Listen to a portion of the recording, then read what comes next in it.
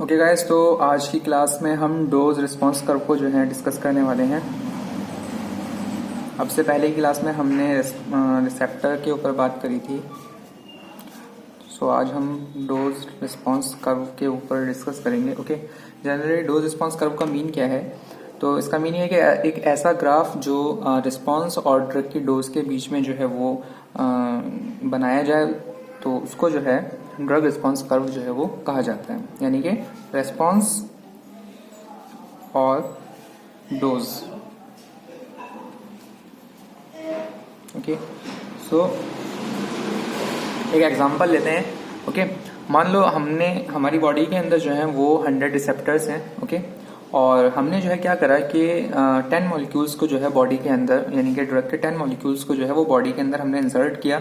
हमारी बॉडी के अंदर रिसेप्टर्स कितने हैं? रिसेप्टर्स हैं 100। ओके, तो इन 10 मॉलिक्यूल्स ने क्या किया? 10 रिसेप्टर को स्टिमुलेट किया, और 10 रिसेप्टर को स्टिमुलेट करने के बाद में इफेक्ट को जो है वो अपना शो कर दिया। अब हमने क्या किया कि 20 मॉलिक्यूल जो है वो बॉडी के अंदर इंसर्ट किए। तो 20 मॉलिक्यूल बॉडी के अंदर आए, उसने 20 रिसेप्टर को जो है स्टिमुलेट किया और इफेक्ट को जो है पहले के मुकाबले बढ़ा दिया। इस तरह से फिर हमने 50 मॉलिक्यूल दिया, उसने 50 जो रिसेप्टर थे उनको स्टिमुलेट किया और इफेक्ट को जो है और ज्यादा बढ़ा दिया। फिर हमने क्या किया कि 100 मॉलिक्यूल को जो है वो बॉडी के अंदर इंसर्ट किया, उसने 100 रिसेप्टर को जो है स्टिमुलेट किया, तो उसने जो है और ज्यादा अपना रिस्पांस जो है वो बढ़ा दिया। ओके, अब हमने 200 मॉलिक्यूल को जो है बॉडी के अंदर इंसर्ट किया, रिसेप्टर तो 100 ही थे, तो वो मैक्सिमम जो है वो ऑलरेडी स्टिमुलेट हो चुके हैं। तो अब क्या हुआ कि इफेक्ट जो है वैसा का वैसा ही रहा, और मतलब इससे ज्यादा जो है वो इंक्रीज नहीं हो पाया।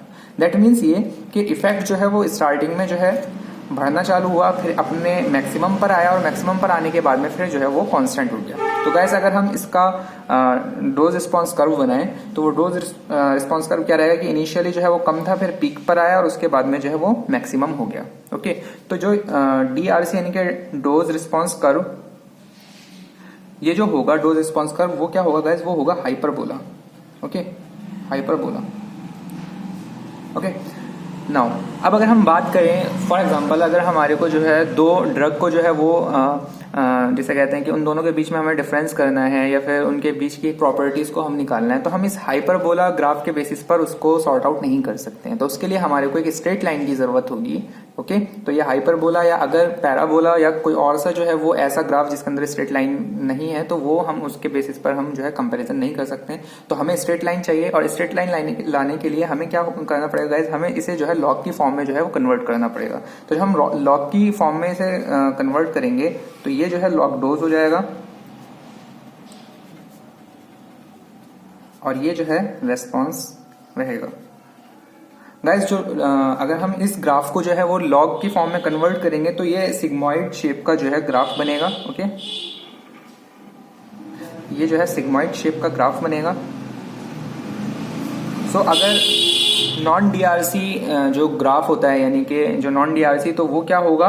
वो सिग्मॉइड शेप का होगा। लेकिन जब हम बात कर रहे थे स्ट्रेट लाइन की, तो स्ट्रेट लाइन यहाँ पर तो नहीं है, यहाँ पर भी जो है इस तरीके से, और यहाँ पर भी। लेकिन गाइस, जो हमें बीच का जो है पोर्शन है हमें स्ट्रेट मिल गया है, तो हम इसके बेसिस पर जो है हम बात करेंगे आगे, क्योंकि इसके ऊपर जो है वो क्या होगा कि वो इफेक्ट ज्यादा हो जाएगा, तो वो भी हमारे काम का नहीं रहेगा, और इसके नीचे जो है वो रिस्पॉन्स ही नहीं आएगा, तो वो वैसे ही काम का नहीं रहेगा। ओके, तो हम जो इसका मिडिल पोर्शन जो है ये ले लेते हैं, और इसके बेसिस पर हम जो है ड्रग के बारे में पढ़ते हैं, उसकी प्रॉपर्टी को हम जो है वो पढ़ते हैं, और मेनली जो है हम जो बात करते हैं वो उसका इफेक्ट, उसकी पावर, ठीक है, और उसके स्लोप के बारे में बात करते हैं। Okay, so now on the basis of DRC हम जो है वो ड्रग की जो है वो पोटेंसी के बारे में बात करेंगे, और किसके बारे में बात करेंगे? एफिकेसी के बारे में बात करेंगे। तो सबसे पहले जो है वो हम पोटेंसी के बारे में बात करते हैं कि पोटेंसी क्या चीज है, पोटेंसी से क्या मीन है।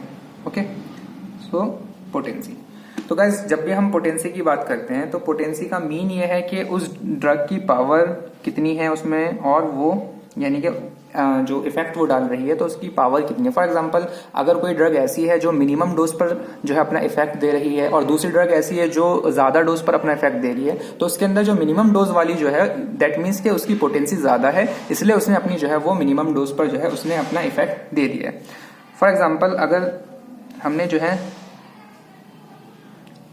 हमने दो ड्रग का जो है वो ग्राफ बनाया, और जो ग्राफ था वो कुछ इस तरह से रहा। ओके, तो ये जो है रेस्पॉन्स है, और ये जो है लॉग डोज है। फॉर एग्जाम्पल, ये 0 था, ये 5 हुआ, ये जो है 10 हुआ, 15 एंड सो ऑन। तो इसमें अगर हम देखें फॉर एग्जांपल ये जो है ए है और ये वाली जो है वो ड्रग जो है वो बी है, तो ए वाली का रिस्पांस जो है वो 5 पर जो है आना शुरू हो गया, जबकि बी वाली का रिस्पांस सेम रिस्पांस है, रिस्पांस जो है वो सेम है। तो जो बी वाली जो ड्रग है उसका रिस्पांस जो है वो 10 पर आकर जो है होना शुरू हुआ। तो यहां पर हम कह सकते हैं कि ए की जो पोटेंसी है, A is more potent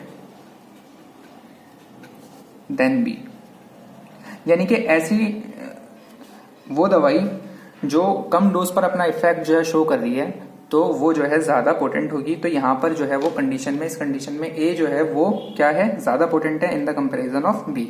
okay, now the second चीज इज एफिकेसी। गाइस एफिकेसी का मतलब होता है मैक्सिमम इफेक्ट। ओके, यानी कि ड्रग का maximum effect.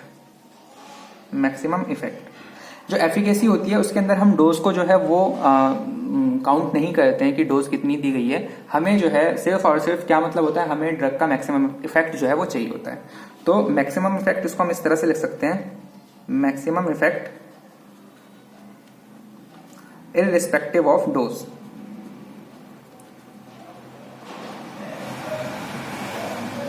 Irrespective of dose, यानी कि हम इसको जो है, इसमें हम डोज को जो है हम इसमें कंसीडर नहीं करते हैं, बस हमारा जो मेन मकसद होता है वो क्या होता है, वो मैक्सिमम इफेक्ट से जो है हमारा इसमें मेन मकसद होता है। इसको भी हम एक ग्राफ से जो है वो समझेंगे। ओके, फॉर एग्जांपल ये जो है एक डीआरसी कर्व है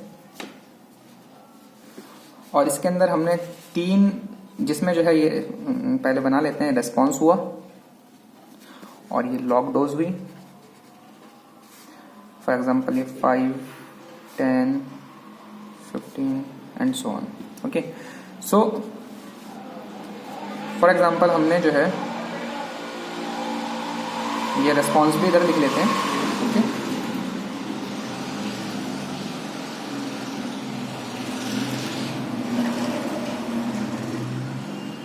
फॉर एग्जांपल ये जो है, ये वाली ए है, ये बी है, ये सी।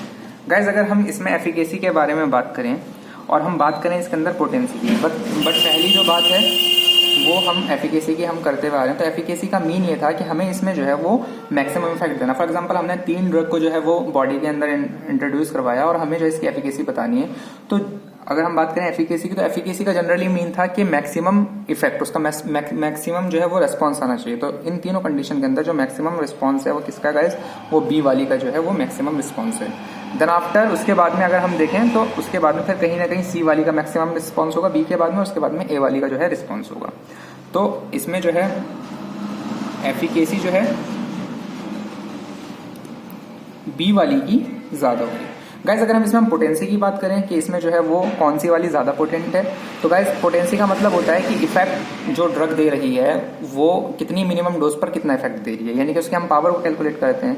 तो पोटेंसी की अगर हम बात करें तो इन तीनों के अंदर सबसे पहले जो इफेक्ट देना चालू किया वो किसने चालू किया, वो जो है इस वाली ने, यानी कि ए वाली ने। तो पोटेंट कौन सी होगी ज्यादा, पोटेंसी किसकी ज्यादा होगी, तो पोटेंसी जो ज्यादा होगी वो ए वाली की ज्यादा होगी। ओके, तो एफिकेसी तो बी वाली की ज्यादा हुई, लेकिन जो पोटेंसी है वो किसकी ज्यादा हुई, वो ए वाली की ज्यादा हुई। ओके, सो जो ये एफिकेसी और पोटेंसी वाला जो मसला था इसको हम एक एग्जांपल से जो है वो हम इसको थोड़ा समझने की कोशिश करेंगे। फॉर एग्जांपल हमारे पास जो है एक पेशेंट आया और वो पेशेंट जो है वो हाइपरटेंसिव है, उसका जो बीपी था वो ऑन रिकॉर्ड 160 mmHg था। ओके, और हमारा टारगेट है कि हम इसे 160 से जो है 120 तक के जो है इसको लेकर आए। सो हमारा एम जो था वो 160 से इसको 120 mmHg पर जो है लाना था। हमने फॉर एग्जांपल हम 2 दवाई की जो है वो एग्जांपल लेंगे, ए एंड बी। ओके, इधर हम डोज लिखेंगे और फॉर एग्जांपल जब हमने जो है ए वाली को 5 mg दी तो उसने जो है अपना 0 इफेक्ट दिया, जबकि बी वाली ने जो है 5 mg देने के बाद में अपना 10 mmHg को कम कर दिया। 10 mmHg को जो है उसने क्या कर दिया, कम कर दिया। अब हमने क्या किया, हमने जो है ए वाली डोज के अंदर, मतलब ए वाली जो दवाई थी हमने उसको 10 mg दिया। 10 mg देने के बाद में इसका जो इफेक्ट आया वो फॉर एग्जांपल 10 उसने बीपी को कम कर दिया और इसने जो है बी वाली ने 50 बीपी को जो है वो कम कर दिया। 15 बीपी को इसने बी वाली ने कम कर दिया। उसके बाद में हमने ए वाले को 20 mg जो है ड्रग दी, 20 mg देने के बाद में उसने क्या किया, 20 जो बीपी था उसको उसने फॉल करवा दिया और मतलब कम कर दिया। फिर बी वाली को हमने क्या करा था, बी वाली को भी हमने 20 mg दी थी, 20 mg देने के बाद में इसने भी क्या किया, 20 बीपी को जो है इसने कम करवा दिया। नाउ हमने ए वाले को जो है वो 40 mg जो है ड्रग दी और 40 mg देने के बाद में उसने जो है 40 बीपी को जो है कम कर दिया। और जब हमने बी वाली को जो है 40 mg दी तो इसने जो है 20 ही बीपी को जो है कम किया। उसके बाद में फिर हमने ए वाली को 60 दिया और इसने जो है 60 mg दी, इसने जो है 40 बीपी को ही कम किया और इसने जो है 20 बीपी को ही कम किया। ओके, तो अब इस एग्जांपल से दोबारा से एक बार रिपीट कर देता हूँ। मान लो 2 दवाइयां हैं, हमने जो है पहली वाली दवाई ने क्या किया कि जब हमने पहली दवाई की 5 mg डोज दी तो उसने कोई इफेक्ट अपना शो नहीं किया, लेकिन जो दूसरी वाली थी उसने 5 mg पर 5 mg पर जो है उसने 10 mmHg जो है वो प्रेशर वो जो बीपी था वो कम कर दिया। देन हमने क्या करा कि जो ए वाली थी, ए की हमने 10 mg दी, 10 mg देने के बाद में उसने 10 बीपी को जो है वो कम कर दिया और बी वाली ने 10 mg पर 15 बीपी को जो है वो कम कर दिया। देन हमने 20 mg दी, उसने 20 बीपी को कम किया, बी वाली ने भी 20 को भी। फिर हमने 40 mg दी तो ए वाली जो है वो जो ए वाली दवाई थी उसने 40 बीपी को कम कर दिया, जबकि बी वाली ने जो है वो 40 mg देने पर 20 बीपी को कम किया।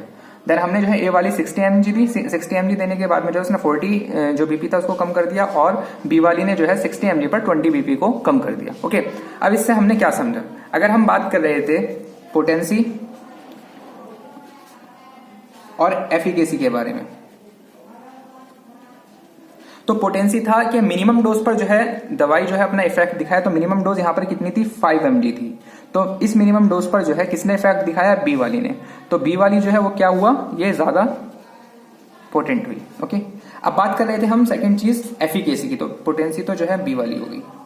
अब बात कर रहे थे एफिकेसी की, तो एफिकेसी का सिंपली मीन ये था कि उस दवा का मैक्सिमम इफेक्ट जो है वो कितना है इररिस्पेक्टिव ऑफ डोज, यानी कि इसमें हम डोज को नहीं देखेंगे कि हमने डोज कितनी दी, ज्यादा दी, कम दी, हमें जो है मैक्सिमम जो है वो सिर्फ और सिर्फ उसके रेस्पॉन्स से, उसके इफेक्ट से मतलब था। तो यहाँ पर मैक्सिमम रिस्पॉन्स कितना है, ये 40 जो है मैक्सिमम रिस्पॉन्स है, क्योंकि यहाँ पे तो 20 आ रहा था। ठीक है, उसी लेवल पर जो है ये 40 जो है मैक्सिमम है। तो हम जो है क्या करते हैं, मैक्सिमम रिस्पॉन्स को हमें जो है इवैल्यूएट करना है, तो उसकी वजह से ये क्या हुआ, ये मोस्ट इसकी एफिकेसी जो है वो ज्यादा हुई। तो एफिकेसी की बात करें तो एफिकेसी जो है वो ए वाले की जो है वो ज्यादा थी। ओके, तो इस एग्जांपल से हमने एफिकेसी और जो पोटेंसी था वो हमने जो है इवैल्यूएट किया। ओके, तो एफिकेसी और पोटेंसी की बात हो चुकी है। अब जो तीसरी चीज है जो हमें पढ़ना है डीआरसी से, वो है स्लोप। तो ये है स्लोप। ओके, तो स्लोप को भी हम एक ग्राफ की हेल्प से जो है वो समझने की कोशिश करेंगे। ओके, तो यहीं पर बनाते हैं। फॉर एग्जांपल ये ग्राफ है जिसके अंदर जो है वो ये रेस्पॉन्स और ये उसकी लॉग डोज।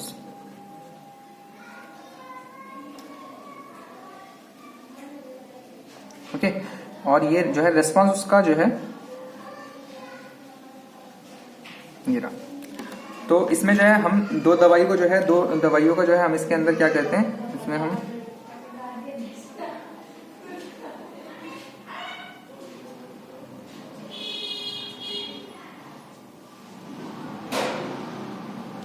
ओके, सो ये वाली जो है ए है और ये वाली जो है वो बी है। ओके, सो इसके अंदर हम देखते हैं और इसे एक एग्जांपल से समझेंगे। ओके, तो एग्जांपल ये है कि एक पेशेंट आया और उस पेशेंट ने क्या किया, उस पेशेंट ने जो है आकर कंप्लेन करी कि उसको नींद नहीं आ रही है, उसे इंसोम्निया की कंडीशन है। ओके, तो क्या किया कि डॉक्टर ने उसको जो है वो ड्रग जो है वो दे दी।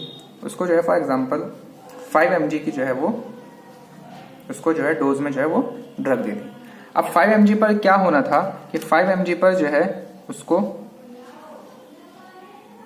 सेडेशन जो है वो फील हो जाना था 5 mg पर। ओके, यानी कि 5 mg की डोज पर उसको जो है सेडेशन फील हो जाना था। और उसके बाद में उसने वो उसको ड्रग को लेता है, ड्रग को लेने के बाद में जो है फॉर एग्जांपल वो सो जाता है। अब क्या हुआ कि फॉर एग्जांपल पहली स्टेज में उसे सेडेशन होता है, फिर उसके बाद में उसे स्लीप, सो जाता है, फिर एनेस्थीसिया इफेक्ट आता है और लास्ट में जो वो अगर डोज बढ़ जाए तो कम हो जाता है। अब उसने क्या किया, 1-2 दिन तक के 5 mg डोज लिया। अब उसे क्या हुआ, 3-4 दिन होने के बाद में उसे 5 mg पर जो है वो इफेक्ट आना बंद हो जाता है। तो वो सोचता है कि यार अब जो है मैं एक काम करता हूँ, मैं इकट्ठी जो है वो मैं 15 mg या 10 mg जो है, हमारी कंडीशन में 15 मैक्सिमम है, तो 15 mg की जो है मैं इकट्ठी खा लेता हूँ मैं दवाई, और जो है उसने वो दवाई वो ले लेता है 15 mg में। तो 15 mg में जब वो दवाई ले लेता है तो 15 mg का जो बैठता है हिसाब किताब वो बैठता है यहाँ पर। यानी कि वो भाई साहब 5 mg ले लेते हैं नींद को लाने के लिए। अब उन्होंने जो है तंग आकर 15 mg जो है वो मेडिसिन ले ली और 15 mg में लेने के बाद में वो भाई साहब सीधा पहुंच गए कोमा में। ओके, और कोमा में पहुंच गए। अब ये जो बात हो रही है, जो ये कोमा में पहुंचे, ये ए वाली के लिए हो रही है। अभी हम डिस्कस करेंगे कैसे ये बात ए वाली के लिए कैसे हो रही है, क्योंकि देखो इसके अंदर ए वाली जो है वो उसका कर्व जो है वो क्या है, वो स्टीप कर्व है, जबकि बी वाली कंडीशन के अंदर क्या है, वो कर्व जो है एकदम स्टीप नहीं है, वो एक कॉन्स्टेंटली इंक्रीज हो रहा है। तो यहाँ पर अगर बी वाला, ये तो ए वाली की बात है, अगर बी वाली मेडिसिन अगर कोई बंदा फॉर एग्जांपल 15 mg में लेता है, बी वाली मेडिसिन जो कोई बंदा 15 mg में लेता है, तो वो उसका इफेक्ट जो है कोमा तक के नहीं पहुंचेगा। ओके, यहाँ पर भी अगर हम इस कंडीशन से पहुंचे, ये थोड़ा सा ग्राफ जो है मैं इसे एक बार रिपीट करता हूँ।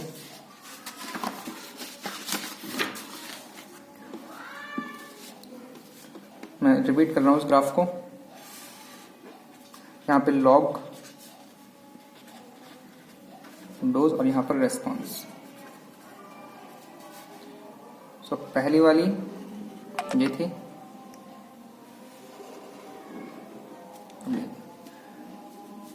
0, 5, 10,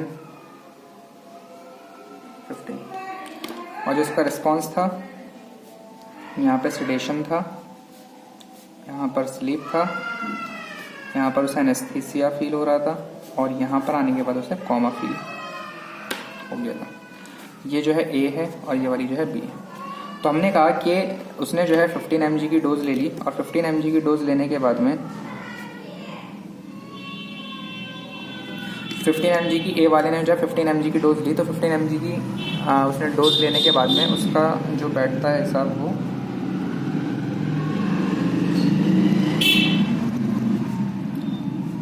तो ये यहाँ पर आ रहा था। जबकि अगर हम बात करें कि बी वाली ने 15 mg में ली थी तो उसका तो कहने का मतलब ये है कि इस कंडीशन के हिसाब से हमें ये पता चला, मतलब वो कोमा में नहीं जाएगा बी वाला, ठीक है।